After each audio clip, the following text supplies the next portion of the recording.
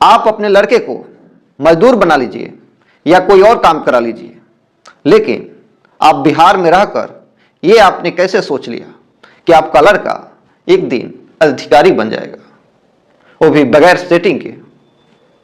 कुछ ऐसा ही खेल चल रहा है बिहार में। ऐसा मैं क्यों कह रहा हूं? 13 दिसंबर को हुए बीपीएससी के 17वीं परीक्षा में छात्रों का मानना है कि बहुत बड़े लेवल पे धांधली की गई है, फर्जीवाड़ा किया गया। कुछ छात्रों का कहना है कि उन्हें आधे घंटे की देरी तक उन्हें प्रश्न पत्र मिला, और कुछ छात्रों का यह मानना है जब प्रश्न पत्र के जब बंडल आए थे उनका सील टूटा हुआ था, और बापू सभागार का कुछ वीडियो भी सामने आया था जिसमें परीक्षार्थियों के भेष में, जैसा कि बीपीएससी ने आरोप लगाया है, कुछ अन्य उपद्रवी लड़के उस सेंटर में घुस आए थे और काफी हो हल्ला मचाया, बवाल काटा, जिससे बीपीएससी ने यह मानकर बापू सभागार का जो एग्जाम सेंटर था उसे कैंसिल कर दिया। उसका री एग्जाम 4 जनवरी को करने के लिए फैसला लिया। लेकिन छात्रों का आरोप है कि सिर्फ बापू सभागार का एग्जाम ही कैंसिल नहीं होना चाहिए। कैंसिल होना चाहिए तो सभी सेंटरों के एग्जाम कैंसिल होना चाहिए और पुनः एग्जाम होना चाहिए। और इसी बात को लेकर 13 दिसंबर से ही छात्र पटना के गर्दनी बाग में धरना प्रदर्शन कर रहे थे। उसके बाद कुछ दिनों तक सरकारें नहीं सुनी तो छात्रों ने विधानसभा घेराव करने का फैसला किया।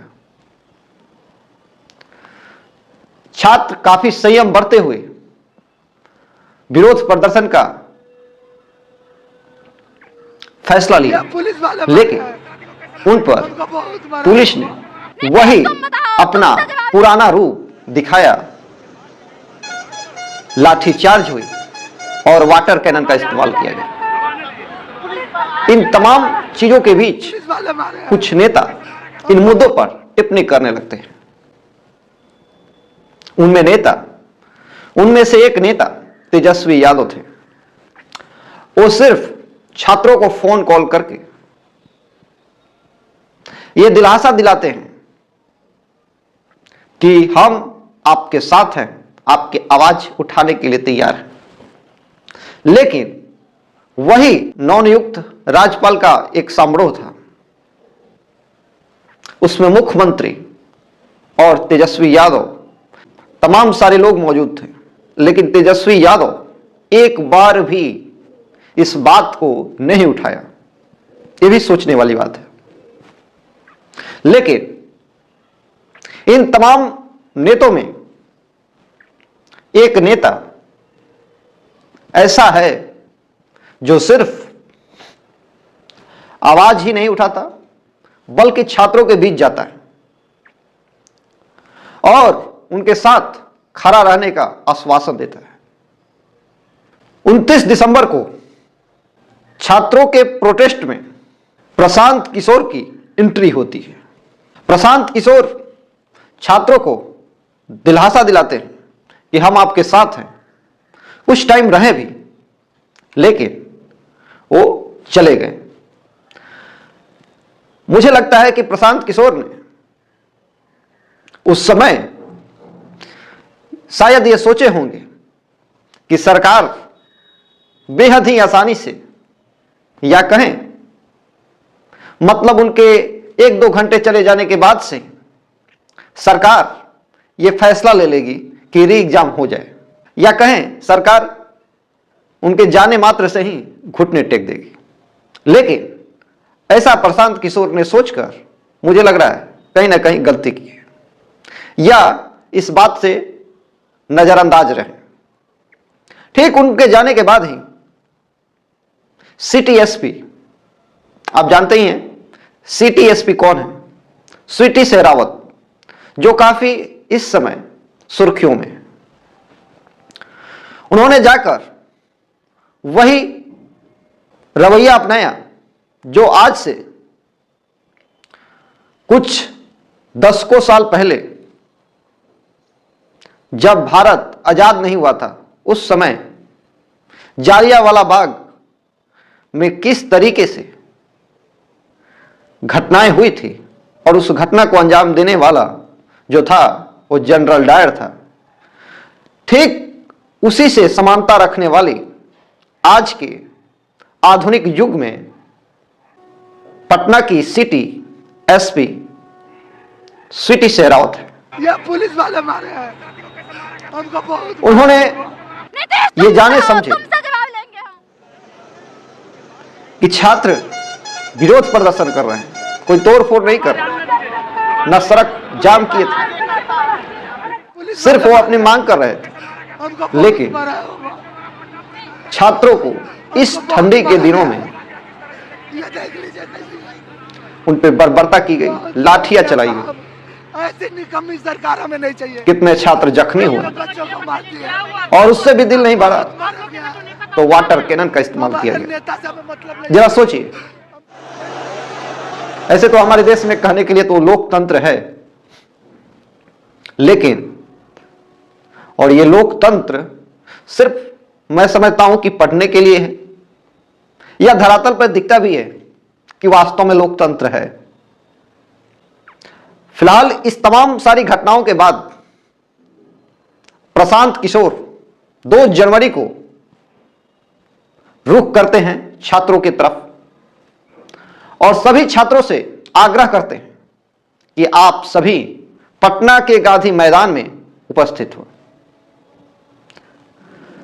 काफी सारे छात्रों ने जो गर्दनी बाग में धरना प्रदर्शन कर रहे थे, वहां से बहुत सारे छात्र उनके समर्थन में आए और सभी ने पटना के गांधी मैदान के गांधी स्मारक के नीचे बैठकर आमरण अनशन की शुरुआत की। ये 2 जनवरी से लेकर कंटिन्यू चल ही रहा था। बीच में बड़े बड़े अधिकारी प्रशांत किशोर को यह समझाने के लिए आए थे कि आप यहां धरना प्रदर्शन नहीं कर सकते, आपको करना ही है तो आप गर्दनी बाग चले जाइए। लेकिन प्रशांत किशोर तो प्रशांत किशोर ही थे, वो कहां हटने वाले थे, नहीं हटे। उसके बाद प्रशासन ने कुछ रणनीति बनाई। प्रशासन ने उन्हें 6 तारीख की सुबह में उठा लेती है और उन्हें 4 घंटों तक भ्रमण कराती है। भ्रमण कराने के बाद फिर उन्हें कोर्ट में पेश करती है और ये तमाम सारी चीजों के बीच उन पे 2 FIR थे, एक 29 दिसंबर का और जो गांधी स्मारक के नीचे 2 जनवरी को जो बैठे थे आमरण अनशन पे, एक उसका।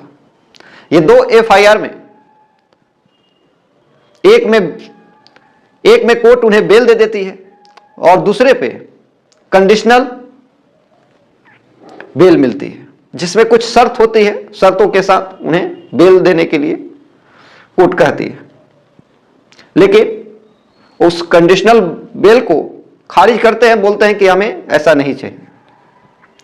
फिर उन्हें प्रशासन जो है बेऊर जेल ले जाती है और बेऊर जेल ले जाने के बाद कुछ घंटे प्रशांत किशोर अभी जेल में होंगे ही। उसके बाद उनके जो वकील हैं फिर से कोर्ट जाते हैं और उन्हें छुड़ाने का प्रयास करते हैं और फिर कुछ चंद घंटों में यह खबर निकल के आती है कि प्रशांत किशोर को रिहा कर दिया गया बिना किसी शर्त के। रिहा होने के बाद प्रशांत किशोर ने प्रेस कॉन्फ्रेंस बुलाई और उसमें तमाम सारी बातों को रखा। तो सुनिए उन्होंने क्या कुछ कहा है।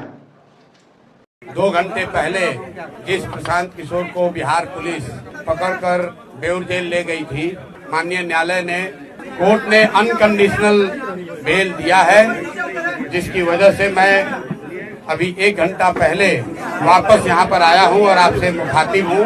मैं अपनी बातों में हमेशा कहता हूँ कि जन बल के आगे कोई बल नहीं है और ये जनता की आवाज है, उनका विश्वास है और उनके लिए हम लोग का किया गया सत्याग्रह का प्रभाव है कि एक तरह से ये आश्चर्यजनक बात है कि जिस प्रशांत किशोर को पुलिस ने डिटेन किया, पुलिस के अनुसार कोर्ट ने हम लोग को बेल कंडीशनल दिया, उस कंडीशनल बेल को हम लोगों ने, जैसा कि आपको मैंने पहले बताया, मानने से इनकार किया। मैंने जेल जाना स्वीकार किया था, पुलिस मुझे बेऊर जेल ले गई, लेकिन वहाँ बेऊर जेल में मुझे नहीं रखा क्योंकि उनके पास पेपर ही नहीं था। उनके पास, पुलिस के पास बेऊर जेल में मुझे रखने के लिए पेपर ही नहीं था। उस पेपर के इंतजार में वो बैठे रहे, तब तक कोर्ट का जो फाइनल निर्णय आया, क्योंकि मैटर को फिर से री आर्ग्यू किया गया है और हमारे साथ बैठे हुए हैं वो वकील जो उस मैटर को री आर्ग्यू कर रहे थे। कोर्ट ने हम लोग की बातों का संज्ञान लेते हुए अनकंडीशनल बेल दिया है, पुलिस पर टिप्पणी करी है और एक तरीके से हम लोगों की उस बात को वैलिडेट किया है कि गांधी मैदान में बैठकर शांतिपूर्ण सत्याग्रह किसी कानून का उल्लंघन नहीं है।